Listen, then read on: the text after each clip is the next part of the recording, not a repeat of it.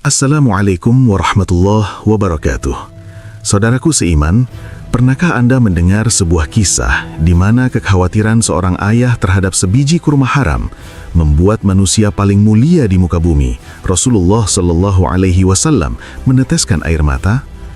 Ini bukan sekedar cerita tentang kemiskinan dan kelaparan, tetapi sebuah babak dalam sejarah yang menguji sejauh mana keimanan seseorang terhadap batas antara yang halal dan yang haram. Kesulitan hidup bisa saja menimpa, namun mempertahankan kesucian rezeki adalah benteng terakhir seorang mukmin. Kisah yang akan kita telusuri malam ini tercatat indah dalam lembaran ulama, yakni dalam kitab I'anatut Talibin Bab Lukata, karya Al-Allamah Abu Bakar bin Muhammad Shatta Dimyati. Kisah ini adalah cermin keteladanan yang mungkin telah hilang dari kehidupan kita hari ini. Sebelum kita menyelami kedalaman kisah yang mengharukan ini, izinkan saya mengajak Anda sejenak. Mohon bantu kami dengan klik tombol like, tinggalkan komentar yang membangun di bawah, dan jangan lupa subscribe agar Anda tidak ketinggalan kajian inspiratif lainnya. Semoga Allah Subhanahu wa Ta'ala senantiasa melimpahkan rahmat, keberkahan, dan rezeki yang halal lagi berkah untuk Anda dan seluruh keluarga. Amin ya Rabbal Alamin. Mari kita mulai. Di bawah langit Madinah yang bersinar, di era ketika cahaya Islam baru saja menyinari Jazirah Arab, hiduplah seorang sahabat Nabi yang namanya harum dalam setiap pertempuran.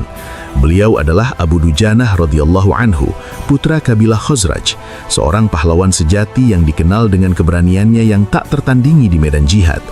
Sejarah mencatat momen heroiknya, terutama saat beliau menerima pedang kehormatan dari tangan Rasulullah Shallallahu Alaihi Wasallam sendiri dalam perang Uhud, dan akhirnya gugur sebagai syahid dalam perang Yamamah memerangi Musailamah Al-Kadzab. Namun, keberanian fisik Abu Dujanah hanyalah sebagian kecil dari kemuliaan yang ia miliki. Kualitasnya yang paling menonjol justru terletak di medan perang yang lebih sunyi dan pribadi, perang melawan hawa nafsu dan syubhat atau keraguan dalam mencari rezeki. Beliau adalah figur yang mengamalkan prinsip al-wara atau kehati-hatian pada tingkatan yang paling tinggi, menjauhkan dirinya dan keluarganya dari segala hal yang berbau haram, bahkan yang samar-samar. Keluarga Abu Dujanah hidup dalam kesederhanaan, bahkan cenderung fakir. Mereka sering mengalami kekurangan makanan, terutama anak-anaknya. Namun kemiskinan materi ini tidak sedikit pun mengikis kekayaan spiritualnya. Justru kondisi ini menjadi latar belakang yang menguji keimanan, membuktikan bahwa bagi seorang mukmin sejati, menjaga kehalalan rezeki adalah kehormatan yang tak ternilai harganya. Rutinitas harian Abu Dujanah diwarnai oleh kebersamaan dengan Rasulullah Shallallahu Alaihi Wasallam. Namun, ada satu pemandangan yang selalu berulang dan menimbulkan pertanyaan besar. Setiap usai menunaikan sholat subuh, ketika jamaah lain bergeser sedikit, merapatkan shaf kembali, dan khusyuk menunggu doa dan zikir yang dipimpin langsung oleh baginda Nabi, Abu Dujanah justru akan berdiri dan bergegas pulang. Langkahnya cepat, seakan-akan dunia menunggunya di luar pintu masjid. Kebiasaan yang berulang ini akhirnya menarik perhatian Nabi Muhammad Sallallahu Alaihi Wasallam.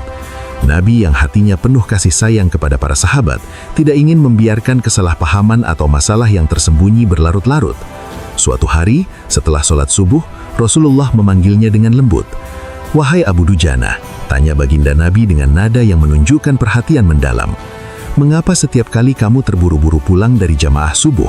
Apakah kamu tidak memiliki permintaan kepada Allah sehingga tidak pernah menungguku selesai berdoa? Ada apa yang membuatmu begitu tergesa-gesa?" Pertanyaan ini menusuk hati Abu Dujanah. Bagaimana mungkin ia tidak memiliki permintaan kepada Allah? Bagaimana mungkin ia tidak ingin mendapatkan keberkahan dari doa yang dipimpin oleh Rasulullah? Dengan kerendahan hati dan suara yang penuh kesedihan, Abu Dujanah pun membuka tabir rahasia yang selama ini ia simpan. Abu Dujanah memandang wajah mulia Nabi dan memulai ceritanya, menjelaskan situasi pelik yang ia hadapi setiap malam dan pagi. "Ya Rasulullah, ketahuilah, rumah kami berdampingan persis dengan rumah seorang laki-laki tetangga kami." Ia kemudian menjelaskan masalah fisiknya. Di atas pekarangan rumah milik tetangga kami ini, terdapat satu pohon kurma yang menjulang tinggi, dan sayangnya, sebagian besar dahannya menjulur tepat di atas atap rumah kami. Abu Dujanah kemudian masuk ke alasan emosional dan spiritual. "Ya Rasulullah, kami adalah keluarga orang yang tak berpunya. Anak-anak kami sering kelaparan dan kekurangan makan. Ketika anak-anak kami bangun, mereka tidak memiliki akal untuk membedakan mana milik kami dan mana milik orang lain. Apapun yang mereka dapati di lantai, mereka akan makan. Inilah inti kekhawatiran yang menjadi beban spiritual Abu Dujanah. Ia melanjutkan, oleh karena itu, setelah selesai sholat, saya bergegas segera pulang sebelum anak-anak kami terbangun dari tidurnya. Saya dan istri segera mengumpulkan kurma-kurma milik tetangga kami yang berceceran di rumah, lalu kami kembalikan kepada pemiliknya yang berhak. Ia harus berlomba dengan waktu, berlomba dengan bangunnya anak-anaknya yang kelaparan. Jika ia terlambat, maka ia telah membiarkan anak-anaknya memakan harta yang haram, dan dosa itu akan menjadi tanggungannya di hari perhitungan kelak. Kisah ini mencapai titik terberatnya pada momen yang sangat mengharukan, yang menunjukkan ketegasan keimanan yang luar biasa. Satu saat, ya Rasulullah, Abu Dujanah menceritakan dengan air mata yang mulai membasahi matanya. Kami agak terlambat pulang, dan sungguh, ada salah satu anakku yang sudah terlanjur bangun dan menemukan kurma itu. Mata kepala saya sendiri menyaksikan, ia sedang mengunyah kurma basah di mulutnya. Ia habis memakan kurma yang telah jatuh di rumah kami semalam. Ya Rasulullah, saya tidak sanggup membiarkan itu. Betapa besar konflik yang terjadi dalam diri seorang ayah. Di satu sisi, ia melihat anaknya menangis kelaparan. Di sisi lain, ia melihat ancaman api neraka yang jauh lebih pedih, dan ia memilih keimanan. Mengetahui hal itu, ujar Abu Dujanah dengan hati yang hancur dan terpaksa, jari-jari tangan saya masukkan ke mulut anakku itu. Saya keluarkan apapun yang ada di sana, demi Allah. Kami katakan kepadanya, "Nak, janganlah kau permalukan ayahmu di akhirat kelak." Anak kecil itu menangis histeris, air mata mengalir deras dari matanya karena rasa lapar yang menyiksa, diperparah dengan perlakuan ayahnya. Namun Abu Dujanah harus tetap teguh. Kami katakan kembali kepada anakku itu, kata Abu Dujanah mengakhiri pengakuannya, hingga nyawa melepas pun, aku tidak akan rela meninggalkan harta haram dalam perutmu. Seluruh isi perut yang haram itu akan aku keluarkan dan akan aku kembalikan bersama kurma-kurma yang lain kepada pemiliknya yang berhak. Mendengar penuturan kisah yang begitu mendalam, yang menunjukkan betapa tingginya standar warok atau kehati-hatian yang dimiliki oleh Abu Dujanah, suasana menjadi hening. Tidak ada satupun yang mampu menahan air mata. Dan di antara mereka, sosok termulia, Rasulullah Shallallahu Alaihi Wasallam tidak dapat membendung emosi. Mata beliau berkaca-kaca, dan butiran air mata mulianya menetes. Beliau terharu dan bangga atas keimanan Abu Dujanah. Ini adalah air mata kesaksian atas keikhlasan yang tulus. Rasulullah Shallallahu Alaihi Wasallam segera bertindak. Beliau mencari tahu siapa pemilik pohon kurma yang dimaksud. Ternyata, pemilik pohon itu adalah seorang laki-laki yang dikenal sebagai munafik di Madinah. Seseorang yang keimanannya hanya di bibir saja. Nabi Muhammad SAW lalu memanggil laki-laki itu dan mengajukan sebuah tawaran yang tak akan pernah bisa ditandingi oleh harga dunia manapun.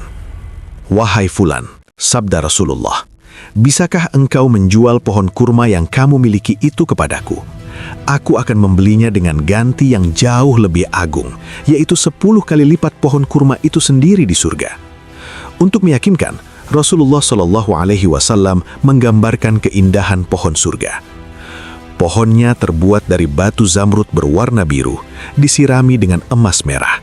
Tangkainya dari mutiara putih, dan di situ tersedia bidadari yang cantik jelita sesuai dengan hitungan buah kurma yang ada. Namun hati yang telah dikuasai dunia tidak akan pernah menghargai janji akhirat. Laki-laki munafik itu menolak tawaran surga dengan nada angkuh, mencerminkan ketidakpercayaannya. "Saya tak pernah berdagang dengan memakai sistem jatuh tempo," jawabnya tegas. "Saya tidak mau apapun kecuali dengan uang kontan dan tidak pakai janji kapan-kapan." Penolakan terhadap janji surga ini menyakiti hati para sahabat, terutama Rasulullah Shallallahu Alaihi Wasallam. Namun saat itulah keutamaan sahabat terbaik Abu Bakar As-Siddiq radhiyallahu anhu bersinar. Abu Bakar yang selalu siap mengorbankan segalanya demi Allah dan Rasulnya segera maju. "Ya sudah, aku beli," seru Abu Bakar. "Aku beli dengan 10 kali lipat dari tumbuhan kurma milik si Fulan, yaitu salah satu varietas kurma terbaik yang tidak ada di kota ini. Lebih bagus jenisnya." Abu Bakar menawarkan harga kontan yang sangat mahal demi menyelesaikan masalah saudaranya, memuliakan Rasulullah, dan membeli ganti rugi surga. Si munafik itu yang hanya memikirkan keuntungan kontan di dunia, kegirangan, ya sudah, aku jual. Setelah kesepakatan terjadi, Abu Bakar radhiyallahu anhu segera membayar harga tersebut, lalu menyerahkan pohon kurma itu yang kini sah menjadi milik Abu Dujanah kepada Abu Dujanah. Rasulullah Shallallahu Alaihi Wasallam menyaksikan pengorbanan finansial dan keikhlasan Abu Bakar, langsung memberikan jaminan tertinggi yang membuat Abu Bakar bergembira bukan kepalang. Wahai Abu Bakar, aku yang menanggung gantinya untukmu. Jaminan ganti rugi dari surga ini memastikan bahwa Abu Bakar telah menukar hartanya yang fana dengan kekayaan abadi. Si munafik meskipun telah menjual pohonnya, ternyata masih memiliki niat buruk. Ia berpikir, aku dapat untung 10 kali lipat, padahal pohon kurma itu masih tetap berdiri di pekarangan rumahku. Aku tetap yang akan memakainya, dan buah-buahnya pun tidak akan pernah aku berikan kepada tetangga kita itu sedikit pun. Ia berniat curang terhadap transaksi yang telah ia sepakati. Namun, Allah Subhanahu wa Ta'ala tidak akan membiarkan kebatilan menang melawan keikhlasan seorang hambanya seperti Abu Dujanah. Malam harinya ketika si munafik tertidur pulas, sebuah peristiwa ajaib, sebuah mukjizat terjadi atas izin Allah Subhanahu wa Ta'ala dan berkat doa Rasulullah Shallallahu Alaihi Wasallam. Ketika si munafik bangun di pagi hari, ia tercengang tak percaya. Pohon kurma yang ia miliki telah berpindah posisi. Pohon itu kini berdiri tegak, menjulang di atas tanah milik Abu Dujanah. Tempat asal pohon itu tumbuh di pekarangan si munafik rata dengan tanah, seolah-olah pohon itu tak pernah ada di sana. Keheranan si munafik tiada tara. Ini adalah mukjizat yang menunjukkan kekuasaan Allah dan pembelaannya terhadap keimanan dan kehati-hatian Abu Dujanah radhiyallahu anhu. Keikhlasan selalu berbuah pertolongan ilahi. Allah membuktikan kekuasaannya dengan memindahkan pohon kurma tersebut sebagai tanda bahwa Dia selalu bersama orang-orang yang jujur. Semoga kisah ini tidak hanya mampir di telinga kita, tapi meresap ke dalam hati dan mengubah cara kita mencari rezeki. Ingatlah, satu suap makanan haram bisa menghalangi doa-doa kita selama 40 hari. Wallahu a'lam bissawab. Wassalamualaikum warahmatullahi wabarakatuh.